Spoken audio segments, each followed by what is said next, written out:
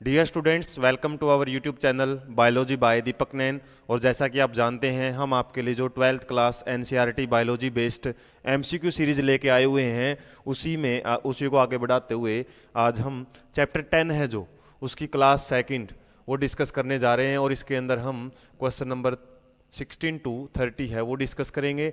और इससे पहले प्रीवियस पार्ट में आपके साथ काफ़ी इंपॉर्टेंट टॉपिक्स हैं वो भी हमने डिस्कस किए थे। और यदि आपने नहीं देखा है फर्स्ट पार्ट तो पहले उसको ज़रूर देखें, क्योंकि वहीं से आपको एक आइडिया लगेगा कि किस टाइप के जो टॉपिक्स हैं वो आपको ज़्यादा से ज़्यादा उनसे रिलेटेड क्वेश्चंस हैं पेपर में मिल सकते हैं। तो हम आज का जो फर्स्ट क्वेश्चन है वो डिस्कस कर लेते हैं। सबसे पहले question number 16, the guts of various ruminants. Ruminants क्या होते हैं? कैटल्स आ जाती हैं इनके अंदर, और कैटल्स में जैसे काऊ, बुफेलो वगैरह। और क्यों बोलते हैं इनको र्यूमिनेंट्स? क्योंकि इनके गट के अंदर एक र्यूमन नाम का पार्ट पाया जाता है एलिमेंट्री कैनाल में, जिसको हम बोल सकते हैं एक एक्स्ट्रा स्टमक पार्ट होता है। स्टमक एक प्रकार का, यदि हम बात करें, इसके अंदर कुछ स्पेशल टाइप के बैक्टीरिया पाए जाते हैं। और इसमें ये बैक्टीरिया से ही आपसे रिलेटेड पूछा हुआ है कौन से टाइप के बैक्टीरिया हैं। मिथेनोजेंस बैक्टीरिया इनके पास पाए जाते हैं। मिथेनोजेंस मतलब मिथेन प्रोड्यूसिंग बैक्टीरिया। और यदि आपको 11th क्लास का थोड़ा सा ध्यान है तो ये कौन से टाइप के बैक्टीरिया होते हैं? आर्कियो बैक्टीरिया होते हैं। आर्कियो बैक्टीरिया इनके पास स्ट्रॉन्ग सेल वॉल होती है, जिसकी वजह से ये बिल्कुल हार्श कंडीशन में भी सर्वाइव कर सकते हैं, क्योंकि यहाँ पे एसिडिक कंडीशन होती हैं फिर भी ये सर्वाइव कर पाते हैं। और इन्हीं की वजह से ही जो गोबर गैस प्लांट होता है ना, गोबर गैस प्लांट, वहाँ पे जो बायोगैस प्रोड्यूस की जाती है वो इन्हीं बैक्टीरिया की वजह से ही हो पाती है। आर्कियो बैक्टीरिया या फिर मिथेनोजेंस इनको आप बोल सकते हो। हेलोफाइल्स तो क्या होते हैं? जो कि साल्टी कंडीशन में मिलते हैं। ब्रोथ एक प्रकार का न्यूट्रिशन मीडियम या फिर कुछ एक प्रकार का ऐसा मटेरियल होता है जिसके अंदर कुछ इंप्योरिटीज वगैरह है वो प्रेजेंट होती है। बाकी इसको एक बार आप कंफर्मेशन जरूर कर लेना। ज़्यादातर हमारा एलोफाइल्स और मिथेनोजेंस ये क्या आते हैं? आर्कियोबैक्टीरिया में आ जाते हैं। नेक्स्ट क्वेश्चन है, रॉकफर्ट चीज इज राइपन्ड बाय यूजिंग। किस चीज़ को हम यूज करके जो राइपन किया जाता है, जो रॉकफर्ट चीज़ है वो क्या यूज करते हैं? इसमें हम एक स्पेशल टाइप का फंगस यूज करते हैं। ईस्ट तो हम किस में यूज करेंगे स्पेशली? खासकर जैसे CO2 प्रोडक्शन बेकिंग आइटम्स के लिए या इथेनॉल प्रोडक्शन के लिए। इथेनॉल प्रोडक्शन में हम यूज करते हैं। जबकि बैक्टीरिया वगैरह है, बैक्टीरिया और साइनोबैक्टीरिया, ये अलग टाइप से यूज किए जाते हैं। लेकिन यहाँ पे एक स्पेशल फंगस यूज किया जाता है जो रहता है पेंसिलियम रॉकफोर्टी। इसे से मिलता हुआ नाम है, और ये नाम है ना रॉकफोर्टी, उसी से मतलब फंगस के नाम से ही आया हुआ है। तो ये स्पेशल फ्लेवर ऐड कर देता है, एक प्रकार का टेस्ट है ना वो आ जाता है चीज़ के अंदर, इसलिए इसको रॉकफोर्ट चीज़ है वो बोला जाता है। नेक्स्ट क्वेश्चन है, the puffed up appearance of the dough is due to fermentation by bacteria and identify. Bacteria की बजाय बल्कि यहाँ पे जो ईस्ट है वो यूज करते हैं हम, और उसी की वजह से ही जो डफ है वो फूल जाता है, स्वेलिंग आ जाती है। और कौन सी गैस प्रोड्यूस करती है ईस्ट? वो कार्बन डाइऑक्साइड गैस है वो प्रोड्यूस करती है। बैक्टीरिया की जगह यदि ये माइक्रोब्स, ये आप थोड़ा करेक्शन कर लेना, यहाँ पे माइक्रोब्स वगैरह हो सकता है। बैक्टीरिया नहीं यूज करते हम, खासकर ईस्ट यूज करते हैं। और गैस से रिलेटेड क्वेश्चन है, इजी सा क्वेश्चन है, आपने फर्स्ट पार्ट में भी थोड़ा ध्यान दिया हो तो वहाँ से भी आंसर निकल सकता है। उसके बाद मोनेस्कस, ये कुछ डायरेक्ट क्वेश्चन मैंने बताया था फर्स्ट पार्ट में भी कि ज़्यादातर इस चैप्टर से डायरेक्ट क्वेश्चन ही आएंगे, साइंटिफिक नेम भी आ सकते हैं। Monascus purpureus is a yeast. इसने बोल ही दिया है कि एक ईस्ट होता है जो कि किसके प्रोडक्शन के लिए यूज करते हैं हम। तो स्ट्रेप्टोकाइनेज की बात करें तो ये एक बैक्टीरिया होता है, और स्ट्रेप्टोकाइनेज बल्कि एक एंजाइम होता है और एक बैक्टीरिया से निकाला जाता है, बल्कि स्ट्रेप्टोकोकस से। स्ट्रेप्टोकोकस, कोकस नाम का एक बैक्टीरिया है, वहाँ से एक एंजाइम यूज किया जाता है जो कि क्या करता है? क्लोट्स रिमूव करता है। एक प्रकार से हम इसको क्लोट बस्टर भी बोलते हैं। क्लोट बस्टर जो है वो क्लोट को मतलब रिमूव करने का काम करता है। सिट्रिक एसिड है वो भी एक पार्टिकुलर जो बैक्टीरिया है उसे यूज किया जाता है इसको बनाने के लिए। इसके अलावा इथेनॉल है, इसके लिए हम ईस्ट यूज करते हैं।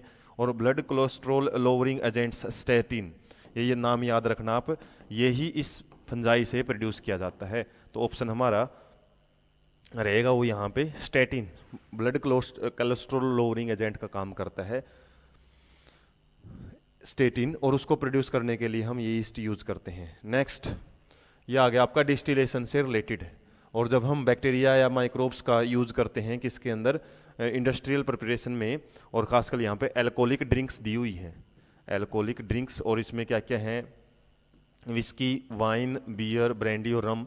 और इस टाइप का क्वेश्चन लगभग हम पहले पार्ट में भी कर चुके हैं, जहाँ पे आपको बताया था जब हम डिस्टिलेशन यूज करते हैं उस केस में अल्कोहल की अमाउंट है ना वो बढ़ जाती है, अल्कोहल की अच्छी खासी अमाउंट मिलेगी। और अल्कोहलिक ड्रिंक में ज़्यादा अमाउंट किस अंदर मिलती है, विस्की, रम एंड ब्रांडी के अंदर, जबकि वाइन और बियर क्या है, ये विदाउट डिस्टिलेशन प्रोड्यूस किए जाते हैं, विदाउट डिस्टिलेशन। इनके अंदर हम सिंपली क्या है, जो भी सब्सटेंस है वो फर्मेंटेशन का, जितना भी फर्मेंटेशन हो चुका होता है वो एज इट इज़ यूज किया जाता है ड्रिंक्स के रूप में।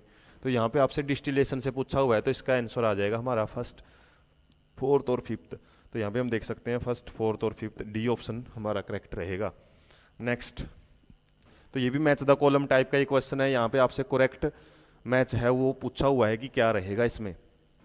तो यहाँ पे यदि हम बात करें एस्पार्गलस नाइजर, इस टाइप का हमने क्वेश्चन फर्स्ट पार्ट में भी डिस्कस किया था, और ये किस में यूज किया जाता है, सिट्रिक एसिड की प्रिपरेशन में।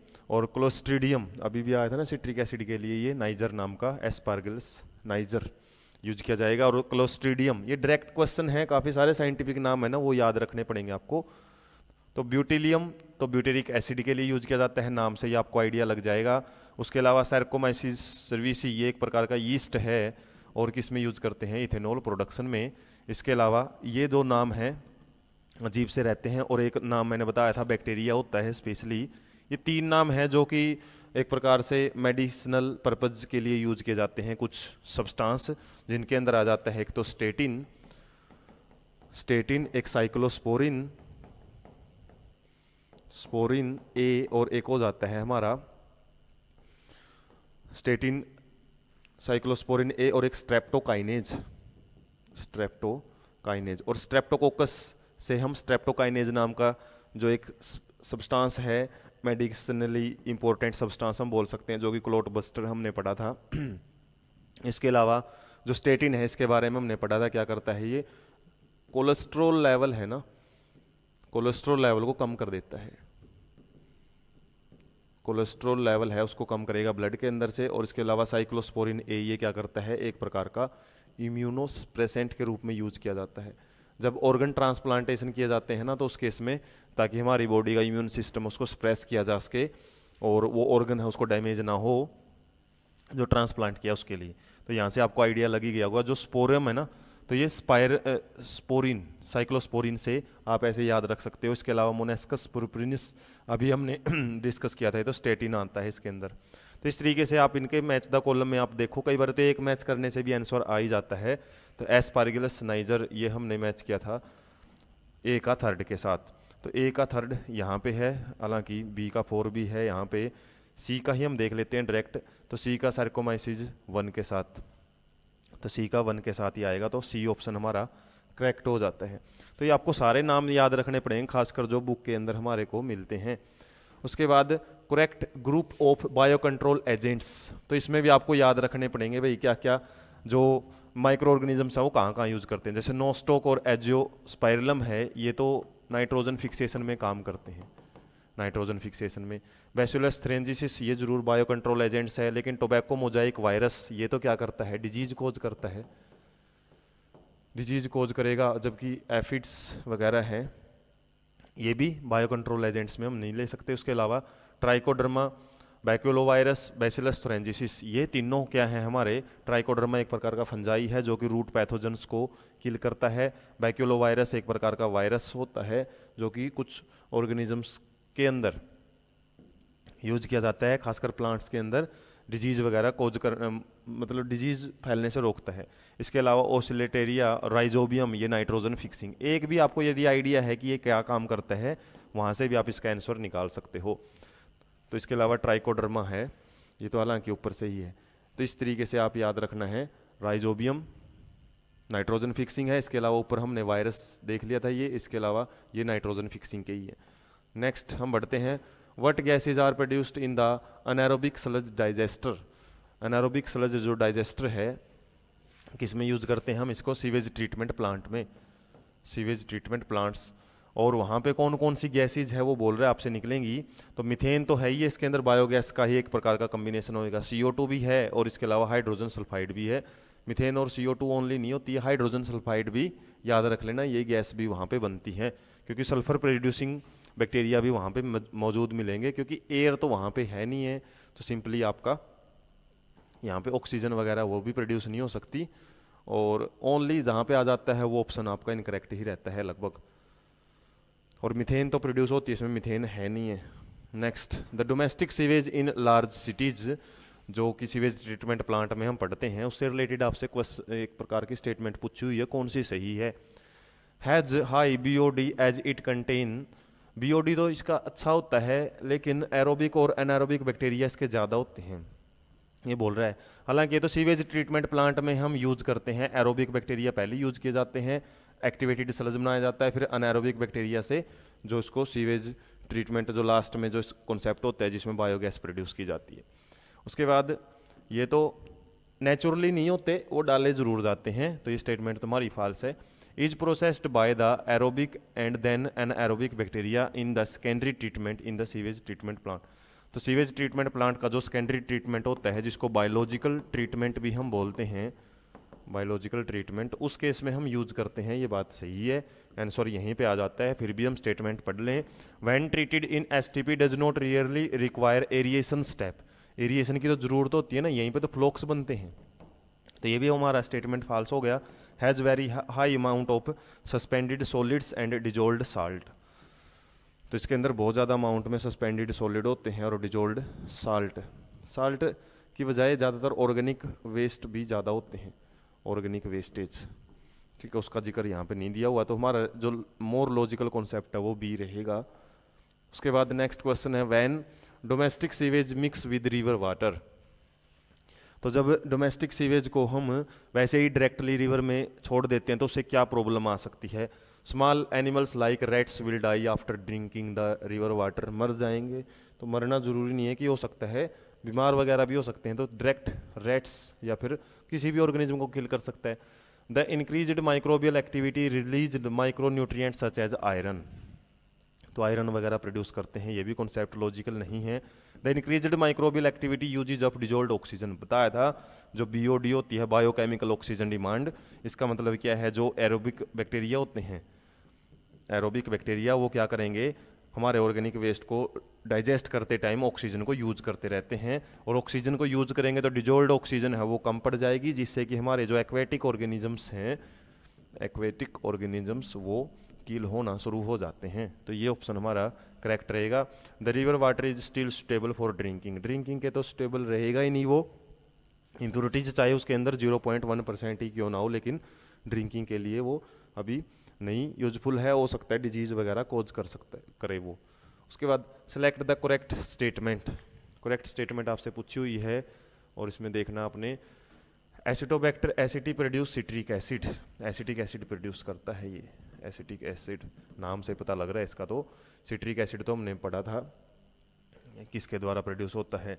इसके अलावा saccharomyces cerevisiae is used clot buster, clot buster के लिए तो स्ट्रेप्टोकाइनेज यूज करते हैं हम, streptokinase. Penicillium notatum restrict the growth of staphylococci, तो ये हम सिंपली एंटीबायोटिक्स के रूप में यूज करते हैं और ये बैक्टीरिया की ग्रोथ को रोकता है, ये बात बिल्कुल सही है।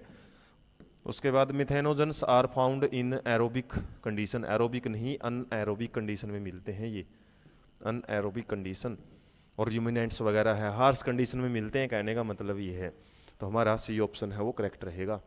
नेक्स्ट, इन गोबर gas the maximum amount of is that, किसकी अमाउंट ज़्यादा होती है, मीथेन की, इसके अलावा CO2 भी होता है और H2S हाइड्रोजन सल्फाइड गैस भी होती है, और मीथेन की ज़्यादा अमाउंट होने की वजह से हम ये क्या है, कंबस्टेबल है, हम इजिली इसको क्लीन फ्यूल के रूप में यूज कर सकते हैं, एज ए सब्सटीट्यूशन यूज कर सकते हैं LPG का, क्योंकि LPG में भी CH4 ही होता है। Which of the following can be used as bio control agents in treatment of plant disease, plant disease के केस में ट्राइकोडर्मा से रिलेटेड हम पढ़ चुके हैं, हालांकि एक फंजाई होता है जो कि रूट पैथोजन्स को किल करता है, या रूट पैथोजन से रूट्स को बचाता है। लैक्टोबैसिलस तो क्या है, एक प्रकार का हमारा मिल्क के अंदर पाया जाने वाला LAB नाम का बैक्टीरिया प्रोड्यूस करता है, विटामिन B12 के लिए एब्जॉर्प्शन में मदद करता है। क्लोरेला एक प्रकार की ग्रीन एल्गा है, ग्रीन एल्गा जो कि एक न्यूट्रिशन डाइट में यूज की जाती है स्पेस, जितने भी स्पेस ट्रेवलर्स हैं उनके द्वारा। एनाबीना नोस्टोक हमने पढ़ा था, नाइट्रोजन फिक्सिंग का काम करती है।